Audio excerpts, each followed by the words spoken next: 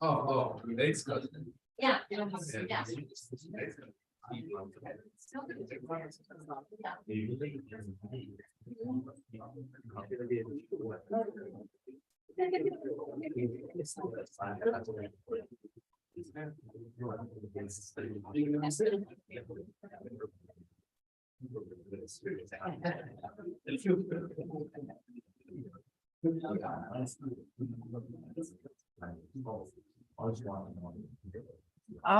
Okay. So today, to begin, we're going to finish up the very end of our understanding of clotting processes in the blood. Okay. Then we are going to move into the respiratory system, start to talk about respiration and ventilation. Okay. So I had a little warm-up question for you on the board, just to remind you where we left off on Wednesday. So we had been talking about hemostasis, so how we keep the same amount of blood, hemo, in our body, right? We had looked at a bunch of clotting factors and our coagulation pathway, which is ultimately how we form a blood clot. So thrombin was one of our really important molecules in this pathway because it kind of acts on the final, most crucial steps. So we had our pathway, something like this, and I've just pulled a random snip off Google to show you all these factors circulating around in the blood to remind you that they are coming from the liver. They're making this clot, kind of like the picture. Has a lot of stuff in there that we don't need to know about for the purposes of this course, but that's what's happening when we're looking at this pathway on the left, which is from our slides and in our book. So when we're thinking about hemostasis and clotting and coagulation, we're thinking about how we're covering over some type of injury to the vasculature. And our big goal for that is to create this stable meshwork, our clot or our thrombus that's made out of fibrin. So here you can kind of see what that meshwork looks like what it's doing. Okay, so to do that, we need to convert an inactive form of this molecule, fibrinogen, first into a loose meshwork and then into a stable meshwork. The way we do this is we use other molecules. So this is a whole domino pathway, which we lead into both from intrinsic, so local, and extrinsic, kind of external sources. Okay, but at the end, what we are doing is taking this molecule thrombin, which is one of our clotting factors, that activates the fibrinogen and turns it into our first form of fibrin. And at the same time, it's activating a second clotting factor that then itself stabilizes the fibrin. So the thrombin is really important to both these steps, to making that first initial loose meshwork and then to stabilizing it. So when we're thinking about coagulation, we're thinking about all these sort of domino factors leading us down to this bottom step. Okay. So what we didn't talk about on Wednesday was how we dissolve the blood clot. So you want to create blood clots when you have an injury, when you have a problem with the vasculature, so that you can keep your blood inside your body. But massive rampant blood clots are an actual problem, right? That causes disease states. So we also need to be able to effectively dissolve blood clots. This figure is not from your book and you don't need to memorize it. It's just, I always like a picture when we have strings of words. Even when we just have paragraphs of words, I like draw little diagrams for myself. So for anybody who thinks that way, I pulled one up for us. So the way we dissolve a blood clot is using a molecule called plasmin. So this is, again, one of these sort of domino pathways where we have an inactive form of the molecule and then we activate it and then it can do its job. Okay, so plasmin is what's going to break down our fibrin. It's an enzyme, so it is able to catalyze that reaction of breaking apart those bonds. Okay, really, all of these clotting factors are kind of acting as enzymes, right? They're doing stuff, they're catalyzing reactions. Okay, so plasmin also has an inactive form, which is plasminogen. Whenever we see that inogen ending, we want to think that that's probably a hint to ourselves that it's an inactive form of something that's then going to get activated. That's a naming convention that's going to occur repeatedly through a bunch of different molecules. Okay, so plasminogen turns into plasmin. Now, the way we activate that plasminogen into plasmin is kind of neat. The initial signal is kind of coming from the fibrin itself. So that isn't really drawn on here. I tried to find a simple picture that included this part of the pathway, but the only parts that include this part of the pathway get really, really, really complex. So what we're looking at is that what's directly converting that plasminogen to plasmin is something called TPA, tissue plasminogen activator. So you can kind of think about where it's coming from, right? Tissue plasminogen activator, it's telling you what it's doing. It's activating the plasminogen into plasmin, coming kind of from tissue. Okay. So this is like some of our other molecules secreted by healthy cells, and it's actually secreted by endothelial cells while we are forming the clot. So our clot formation is one of our few examples of positive feedback. We talked about that when we talked about forming the platelet plug, but we do still eventually want to turn off this process using negative feedback. So this activation of the TPA would be kind of how we're doing that. So the clot formation itself, this process, is giving us the signal to have our healthy endothelial cells create this TPA molecule to activate the plasmin to eventually break down that blood clot. So we could say that it's activated by the fibrin to eventually destroy the fibrin, because we only want that blood clot hanging around, sealing over that hole until your tissue can actually knit itself back together, essentially. All right. So that is really all we need to know about how we are breaking down the clots. We're breaking them down with plasmin. It had a precursor molecule, plasminogen, and this is all kind of a response to the formation of the clot itself, to the formation of the fibrin. Okay. So now I can talk about some disease processes that are related to blood clots. So clotting disorders are a thing and a big problem in people's lives. There are a bunch of different kinds. So what we have on this page are some of our disorders that relate to an inability to form these clots or a decreased ability. Yeah. So when we have clot formation disorders, this means that we are not able to form our clots, our blood clots, as we should, which means that if you have a patient with a clot formation disorder, or a friend or a family member, right, this can be dangerous because it means that even sort of small wounds, small injuries are much more dangerous than they would otherwise be, because you're not able to do this hemostasis. You're going to lose blood, potentially even from like paper cuts, right? They become much more dangerous if you can't seal over that hole. Okay. So I did add, since you had your slides, just what factors are involved. You don't need to know those, but I'm a bit of a completionist and it drives me crazy not to know.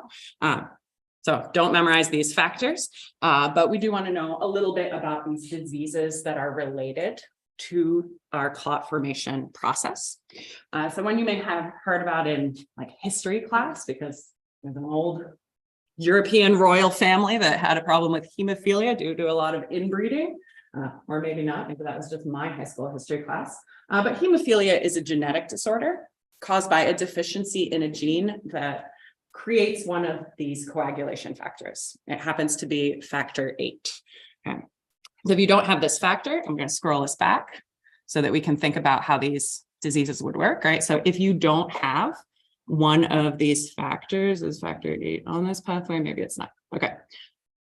Well, regardless, if you don't have one of the factors in this pathway, sort of upstream, then you're going to end up with a problem downstream as you are unable to do some of the steps in this process, because this is all a domino sort of effect. If you're missing a domino, you're going to have a problem getting to the end. Okay. So hemophilia is a genetic disorder where you don't have the gene, or the gene is broken to create this factor 8. Von Willebrand's disease works sort of on that same step of the pathway, but it's actually happening even earlier. So von Willebrand's disease is a disorder that reduces your levels of the von Willebrand's factor. Okay, so that was the factor that we saw when we were talking about platelet plug formation on Wednesday. So that was part of what was making our platelets stick, right? So that was how we were getting them to adhere and aggregate to each other in that initial step before we're forming a blood clot itself. So this is going to decrease the platelet plug formation. So that is a problem because that's an earlier step before we form our actual blood clot. Now, it happens to be the case that von Willebrand's factor actually does more stuff than we talked about. So it's one of the ways that some of these coagulation factors get carried around in your plasma. So in addition to not being able to form the platelet plug as effectively, you also downstream have issues with clotting because you don't have that factor where you expect it to be in the plasma. Okay. Finally, our third example is a vitamin K deficiency. So this could theoretically happen to anyone based on their diet, right? Now what happens here is that you don't have the stuff you need to make these clotting factors. So to get these clotting factors into your blood, your liver is building them, right? So the liver needs vitamin K to build some of these clotting factors. So synthesizing something is like building it, right? So if you can't synthesize your clotting factor, you're not going to have the clotting factor in the plasma, which means you don't have the clotting factor to use when you get a cut. Cool. Our final sort of relation to real life, not that, I mean, everything in this class is related to real life, but it's kind of fun to pick out little pieces that you can see on a larger scale, know people, or apply to yourselves. You may have heard that people who have an issue where they form too many clots, like after a heart attack or a stroke or something, people with cardiovascular disease are told to take like baby aspirin or something daily. Maybe you know someone in your life who has to take low dose aspirin so they don't form blood clots, because when blood clots go block vessels in your heart and your brain, that's a big problem for you. Okay, so what we see here is the fact that aspirin can act as an anticoagulant. So that's the reason for low dose aspirin as a treatment for some of these disorders. And I just pulled this picture back from an earlier slide. I don't think it's on your version of the slides. Again, I like staring at pictures while we're talking. Okay, so at a low dose, what aspirin does is it inhibits the formation of our thromboxane A2. So this is our thromboxane A2. So if you recognize this picture, or if you carefully read, right, you can see that this is talking about our platelet plug formation, right? We can see the platelet adhesion sticking to the wall, the platelet aggregation, our platelets sticking to each other, right? And then that's, all right, it's still on your screen, went black on here. Okay, those platelets sticking to each other and making that plug bigger and bigger through positive feedback. So part of that positive feedback loop is the platelets, as they're aggregating, as they're collecting together, are giving off thromboxane A2, which indirectly helps us stick more and more platelets together.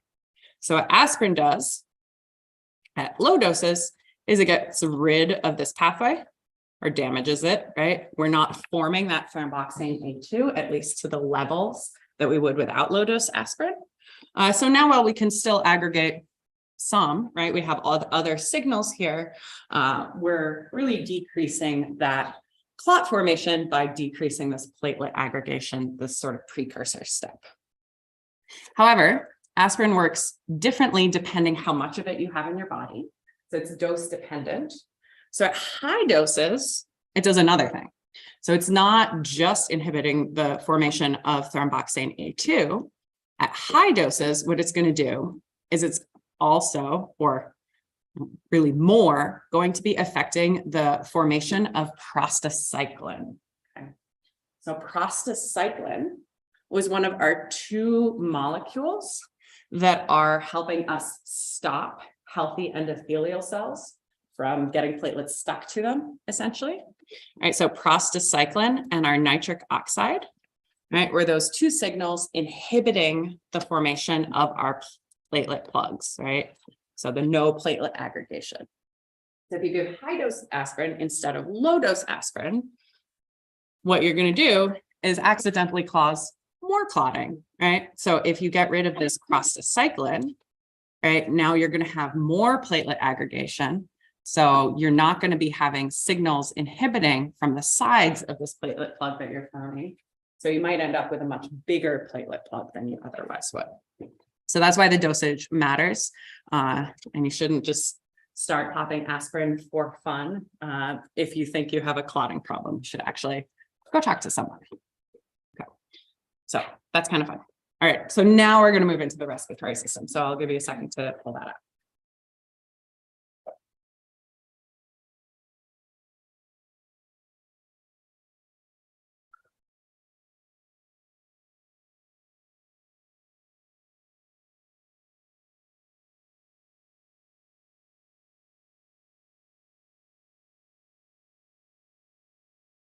Okay. So when we're talking about respiration, we're going to be talking about the lungs a lot in this unit, but you've actually already seen part of the process of respiration. So when we say respiration overall, what we're going to be talking about is a bunch of the process of gas exchange, right? So it's this whole big process of how and why you get gases into your body, into your blood, into your tissue, and then the reverse. So we have already seen an internal part of this process. So when we talked about metabolism, we also sometimes call that cellular respiration, right? Because in this process, in order to create our ATP molecules, right, with our cellular respiration, our aerobic cellular respiration, we had to take in oxygen so that it could act as our final electron acceptor at the end of our electron transport chain during oxidative phosphorylation, that form of that part of metabolism where we really get a big bang for our buck. Okay? And in the process of breaking down our glucose molecules, we were creating carbon dioxide as a byproduct and exporting it out of the cell. So we didn't talk about that traveling bit with the gases, but we know we were using oxygen and producing carbon dioxide. So those are two of the gases that we're really going to be focusing on as we talk about this unit, as we talk about the concept of respiration. Okay, so internal respiration, we talked about when we talked about metabolism, that oxidative phosphorylation process. So what we're going to be focusing on learning, tacking onto this understanding of gases and how they are used by our body, how they move around our body, is we're going to be adding in external respiration. So external respiration is going to include breathing, which is usually what we think about in daily life if we know the word respiration, right? Because we know maybe we have a respiratory rate, right? Like the number of breaths we're taking per minute, you might have heard, or not. But respiration is often associated with the things that you can actually see people doing. But it also includes all these internal processes that have to do with gas exchange. Okay. So as we talk about external respiration, which is going to be all the new stuff that we're doing in this unit. So basically, I think I can promise this, everything that we're learning that you have not already learned is going to be part of external respiration rather than internal respiration. If I find out I forgot about something, I'll key in on that. Okay. So when we're talking about this external respiration, we're going to be focusing on overall how we're taking in the gases, how we're transporting them through the blood, and then how they get into the body tissue. So then the internal part is just like what's happening in the cell, what the organelles are doing with those gases. Okay. So when we talk about external respiration, we're going to start, after we get a handle on a little bit of the anatomy, with the process of pulmonary ventilation. So pulmonary is going to be our word meaning lungs, essentially. Ventilation. So if you think about like the ventilation in a room, you're opening vents, you're letting air in and out. Pulmonary ventilation is going to mean letting air in and out of your lungs. Okay. Then when we fully understand that, or at least when we have fully talked about the topics we want to know in that process, we're going to be talking about how gases get exchanged between the lungs and the blood. So we're going to have capillaries running all over our lung tissue. We're going to have movement of those gases across the walls of our lungs and the walls of the capillaries. Okay, so we're going to talk about that exchange between the lungs and the blood. Then we're going to see that our gases are moving around in our bloodstream. So we've talked a little bit about that as we talked about hemoglobin in our red blood cells, but we'll focus in more and think about how much oxygen can we carry with our hemoglobin, for example. Okay. And then we will see that we have exchange happening at the tissue level as well. Right? Our tissue is going to be what's needing to do the metabolism, needing to use those gases, needing to offset those, like send out those waste products, that CO2, right? And then that is going to come all the way back and get breathed out by our lungs. And we'll talk a little bit about the regulatory processes involved with this. So that's kind of an overview of where we're going here. Okay. This will move us into our next unit eventually, when we think about what this does with like the pH of our blood is actually going to also be related to this process because of CO2's ability to be converted into an acid, essentially. So that'll move us into our kidneys for unit 3. Cool. So internal respiration happening sort of in the cell, external respiration happening in the lungs, but also in the blood as we're moving the gases around.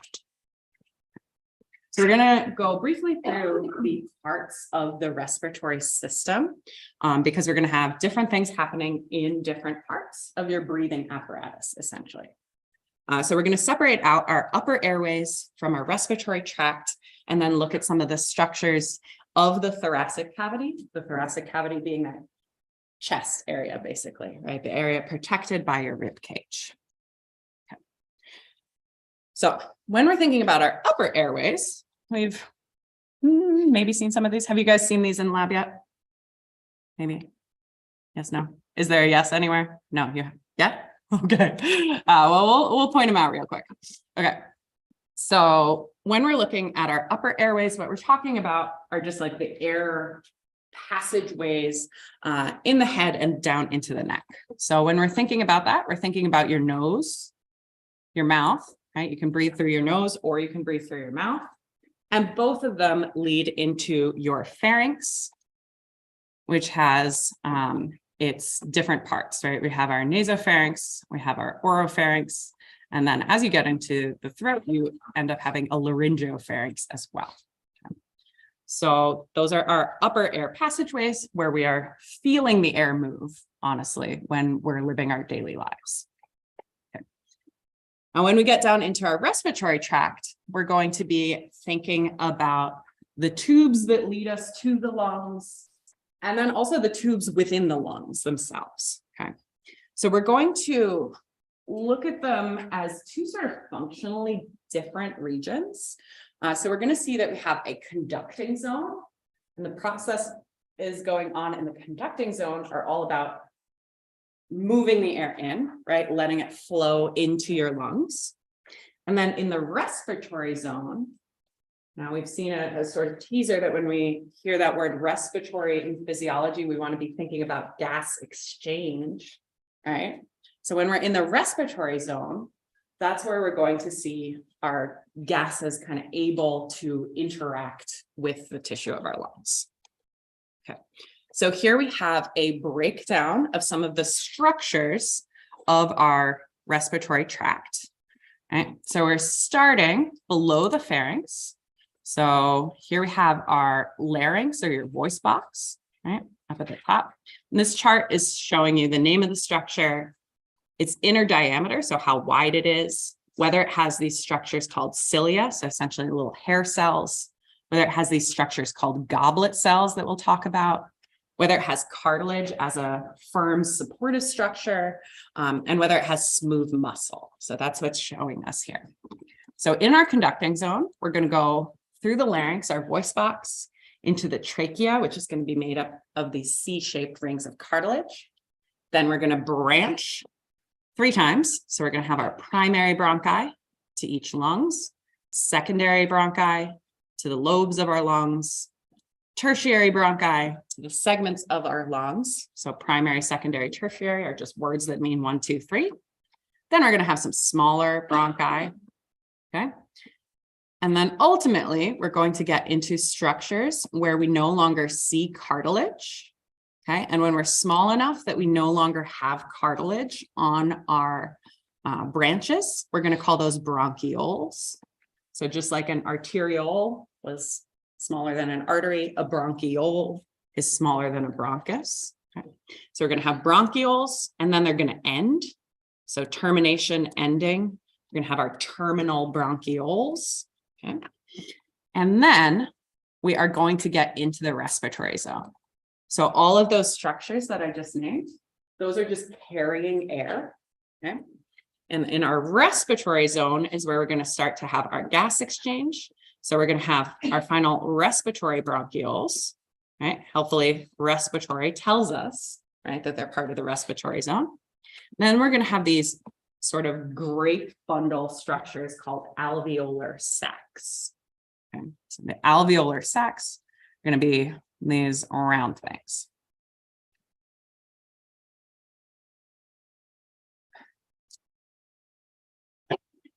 So for our conducting zone, moving through the larynx, there are some structures that you would want to be aware of. So if you're looking down someone's throat with a scope, like if you ever end up having to intubate people and you're like actually like looking down their throat, there's some cool YouTube videos of doing this. Really what I'm telling you. You're going to see an opening to the larynx, that voice box called the glottis. And you're also going to see a flap covering over that opening, the epiglottis. So this is why you don't get food, hopefully, stuck in your lungs when you swallow. That epiglottis, that flap covering over the larynx, makes it so that food moves down your esophagus rather down your trachea. So the positioning here, just to sort of illustrate, this is a head, this is a neck. These are shoulders from the side. Okay. I have to tell you that. Here's some legs. Okay, whatever. All right. So what I'm just telling you is that we have an arrangement where we have our larynx. All right. I'm going to pick a different color. Sorry. We'll match the airways to the blue since we have that nice blue cartilage here. So you're going to have airways in front, and sitting behind them, you have your esophagus, so your food pathways sitting behind. So we need to make sure that as our pharynx and our upper airways split, right? So our pharynx is splitting here. We want to make sure that we can lead our food into the esophagus instead of into our breathing pathways. Okay, so the epiglottis is a nice little flap that when we swallow, lets us cover this over so food travels behind instead. Okay, so that's what's going on with that. That's why we need that. Okay, but if we have our epiglottis open, air can go into the larynx. If you're speaking and air is going out of your larynx, this is where you can modify it to speak, to have your voice. Okay, but if you're breathing, air is coming in through the larynx. It's going down into your trachea. And then that trachea is going to split into our primary bronchi. Now the trachea is pretty big in diameter, about 2.5 centimeters in diameter. It's about 10 centimeters long, so decently visible, right? And one of the structures that we're going to note about it is that it has these C-shaped bands of cartilage. So if I were to cut through like here and then look down from above, right, what I would see would be cartilage like this in a C, and then kind of like a flexible back wall. Okay. And the reason for that is that position with the esophagus, right? So the esophagus, right, is sitting here. So when you swallow food, you want to leave room for like big chunks of stuff, right? To be able to sort of flexibly move around. That esophagus has to change size and shape as things move through it. But we also need to keep our airway open so that we can keep breathing. So that's the reason the cartilage is shaped like that. Okay, so continuing down into the conducting zone, our bronchi branch 3 times, right? Primary bronchi, you got a right and a left to the right and left lungs. The secondary bronchi are going to vary in number because you have a varying number of lobes of the lung on either side. So on the right side of your body, you have 3 lobes of the lung, but on the left side, you only have 2. Basically, because you got your heart kind of on your left side, right? So it's kind of taking up some of the room that additional lobe would be occupying on the right side. Okay, so for the bronchi, since they're splitting out to the lobes, you got 3 to the right, 2 to the left, because that's how many lobes there are. And then the tertiary bronchi branch a bunch more. Your lobes actually have little segments within them. You won't see that in lab. You won't see lines between them. But if you were to do surgery, you are able to kind of like separate them independently, which can be useful. So that's where the tertiary bronchi are going. There's a lot of them, basically. Okay. And then the bronchioles are when we get to less than 1 millimeter in diameter, where we start to lose that cartilage. Cool. So the purpose of the conducting zone is just to carry our air, essentially, as well as to make that air a little better for your lungs to process. Okay.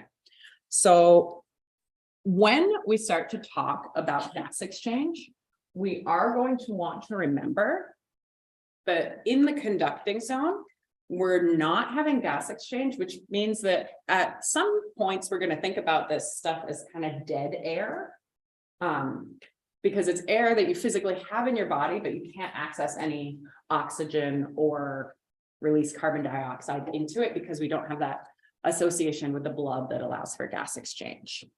Okay, so we'll talk about that more in detail as we talk about lung volumes, but that's what we mean by dead space. So there are about 150 milliliters of air that are in the conducting zone that are not accessible to your body to exchange those gases. These second 2 processes, though, at least when I moved to Duluth, I realized how important these really were. I don't know if this has ever happened to you, but I'm from New Jersey. I moved here. It's way, way, way colder here. I realized that in the winter, every time I stepped out the door, I suddenly coughed. I don't know if that's happened to any of you, at least when it's really cold. One of the processes going on in our conducting zone is that it's warming up the air and it's humidifying it. The tissue in your lungs is kind of fragile.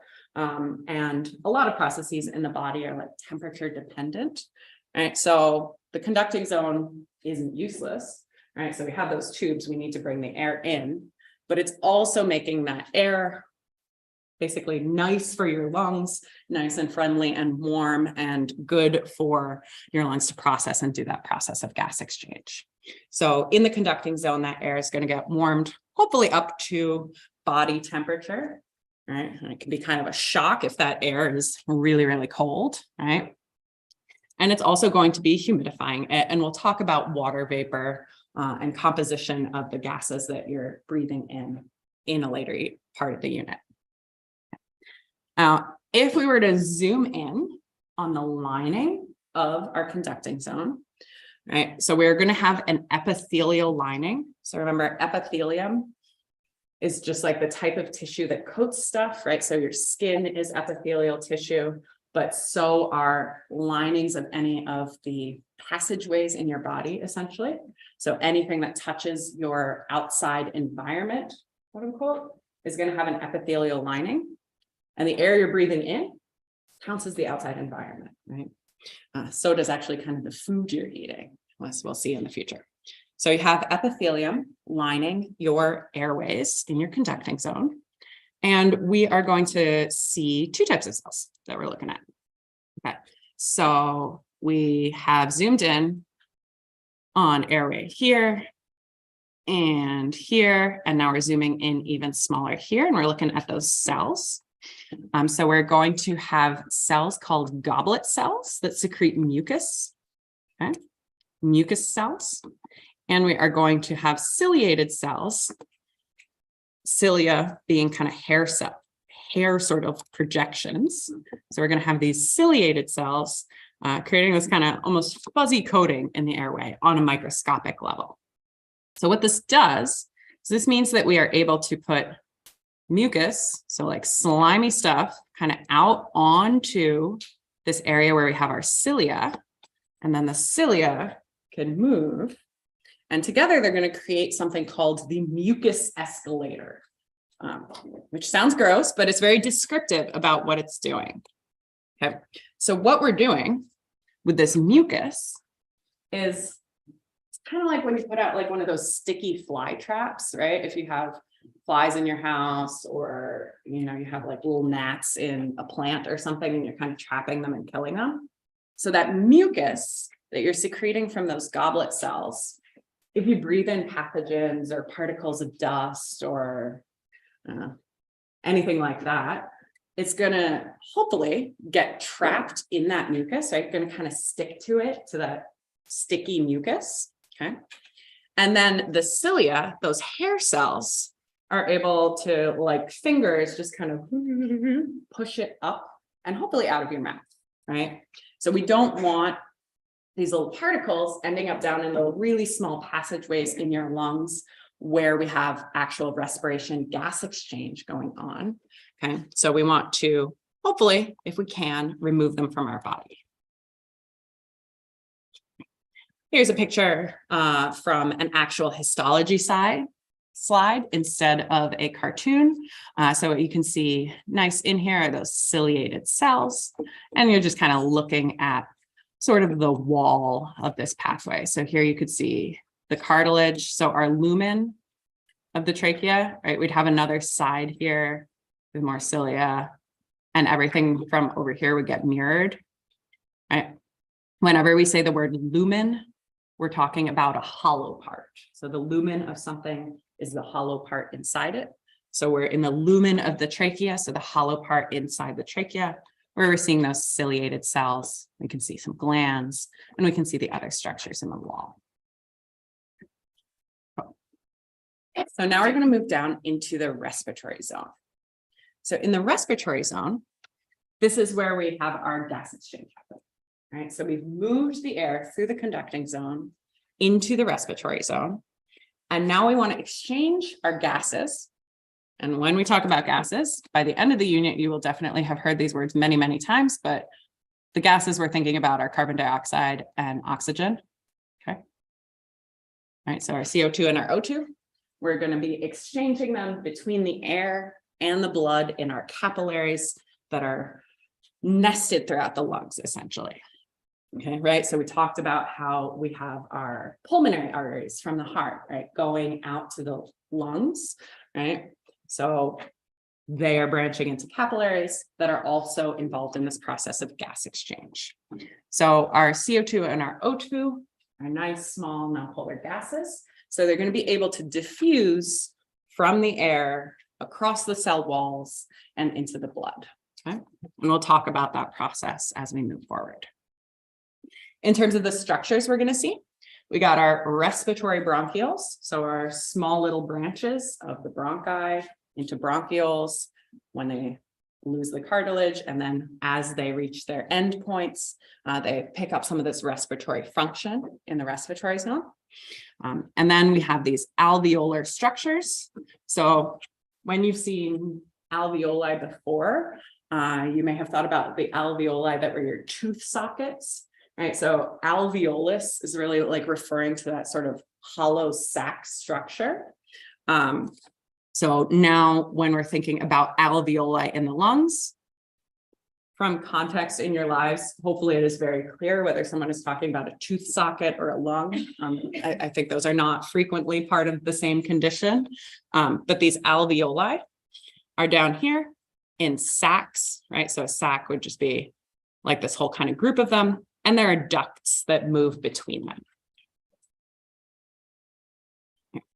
So here we are cutting through one of these alveolar ducts so that we can see how those alveoli in the alveolar sacs are behaving. So we came down through a terminal bronchiole. So this was still part of our conducting zone, right? So that was the end point of our conducting zone. Now we're in a respiratory bronchiole. We can see partially, you can notice that we have a couple of these little sacs kind of on the respiratory bronchiole just to emphasize to us that we're doing respiration here a little bit. Okay. And then we go into a duct, into these alveolar sacs. And if we cut away, we can see the little alveoli. Okay, so this is where we're going to have gases diffusing from the air across the walls of the alveoli and across the walls of the capillaries into the blood. So these alveoli are where the gas exchange is primarily happening. These are really important. Okay. You have tons and tons and tons of alveoli in your lungs, enough to, if you spread them out, cover a tennis court. This is why whenever people use that little factoid about the skin being the largest organ, I get a little upset, right? Because if you think about spreading out your lungs, they get really big. If you think about spreading out all the tissue in your intestines, it gets really, really big. Okay, so personal objection, but whatever. So our alveoli, these little sacs full of air, have capillaries all around them. So if we were to draw on our blood, not just looking at those respiratory structures, we would need to also draw on our little capillary networks surrounding every little bit. Now, the alveoli in the alveolar sacs are not totally independent of each other. It's not like each has a little tube that goes to just one little alveolus. That's why we often think about an alveolar sac as a whole. So we're going to see that there are alveolar pores kind of connecting the alveoli to each other. If we think about the cells in an alveolus, we want to think about two types. Okay. So we're going to have our type 1 and our type 2 alveolar cells. Okay. So the first type of alveolar cell, the first thing is we're going to build the wall of the alveolus. So our type 1 alveolar cells are a single layer of epithelial cells. So they're making up that lining of the alveolus. Now, our type 2 alveolar cells are basically producing a different type of slime than the goblet cells. So surfactant is going to be a fluid that we'll talk about. Surfactant is going to kind of help prevent these structures from collapsing and getting stuck to each other. And we'll talk about how that works in the future. But that's what the type 2 alveolar cells are doing. So type 1, we're making up the wall, that epithelium. Type 2, our alveolar cells are secreting that surfactant. And we also have parts of our immune system in here as well. So the first part of our immune defense in our respiratory system was that mucus escalator, honestly, right? Because we can take our particles, whatever's getting into the lungs, and try and push them up and out. But if we get pathogens down in the lungs, we're also going to have macrophages in there that are able to kind of eat up and attack those pathogens. And we will finally go through some of our white blood cells, our leukocytes, on Monday as well. So here's a picture of the association of the blood flow and the airflow in your lungs. So this is real. So here we see the trachea. So anything kind of light colored, they've made our respiratory structures kind of yellow. But here you see the pulmonary arteries, and anything red is showing us the blood flow to the lungs. So you can see that really close association where we want the blood right next to the respiratory structures, right next to the air, because the whole point of the lung is for gas exchange. And here we see it zoomed in on a teeny, teeny, tiny slide. So these are our capillaries, right? And these are our alveoli, those sacs full of air, right? So you can see that they're right next to each other. So just taking a look as we zoom in on an alveolus at those 3 cell types that we just talked about, okay? So we can see, right? So we have a lining to the sac, right? So it has an epithelial lining around it. So the main cell that's really making up that lining is the type 1 cell, right? We can just name them in order. So our type 1 cell, our type 1 alveolar cell makes up that epithelial lining. But you can see we have some other things interspersed throughout. So sort of inserted into this wall in order to give the structure of the alveolus a couple more functions, a couple more properties to help it out. So our second thing that we want to make sure that we're doing is creating surfactant, which is going to help us not collapse our alveoli. We don't want our internal tissue of our lungs to collapse. So that's going to be important. That's the type 2 cell in green there. And then we can see our alveolar macrophages, which are part of our immune defense, because when you breathe in stuff, right, there's potentially stuff that's bad for you in the air, right?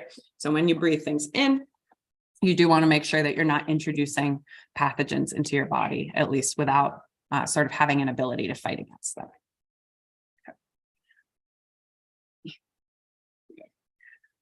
So I'm going to explain this, but we will be picking up kind of here next time we talk. So when we're looking at that epithelium a little deeper, and we will think about this again as we think about gas exchange. So what we've done is we've zoomed in even further on one of those type 1 cells of the epithelium. So this would be the type 1 alveolar cell. Okay, so that epithelial cell layer, you can see, is pressed up right against the endothelial cell of the capillary. Right, so endothelial. Okay. So note the difference between an epithelial cell and an endothelial cell. When we're here, we're thinking about epithelium in the lungs, endothelium in the blood.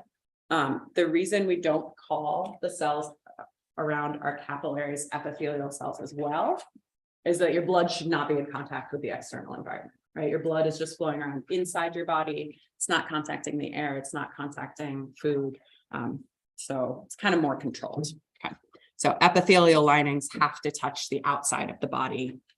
Outside, meaning anything coming from the outside. Okay. So we got these 2 cells, and we got just a little basement membrane kind of gluing them together. That's just this. So this is not really a space. This is a membrane kind of attaching them. Okay. So it's kind of fused between the 2 of them. So we really just have 3 things that any gases would need to cross, right? So they need to cross first our type 1 cell. It's just a 1. All right. Basement membrane, not going to be hard to cross, not a cell in and of itself. It's just kind of sticking stuff together, but they'd go across the basement membrane. And then 3, we'd have another cell. So they'd have to cross that endothelial lining of the capillary. Okay. So this is not going to be hard for our carbon dioxide or our oxygen to do, because they are nonpolar small gases. So they can get across these membranes pretty easily. And just getting across 2 cells is not so bad for them. So this is quite thin when we're thinking about that respiratory membrane. So we might refer to these 3 things together as the respiratory membrane, because it's what our gases have to cross. Okay, so we will pick up here next time.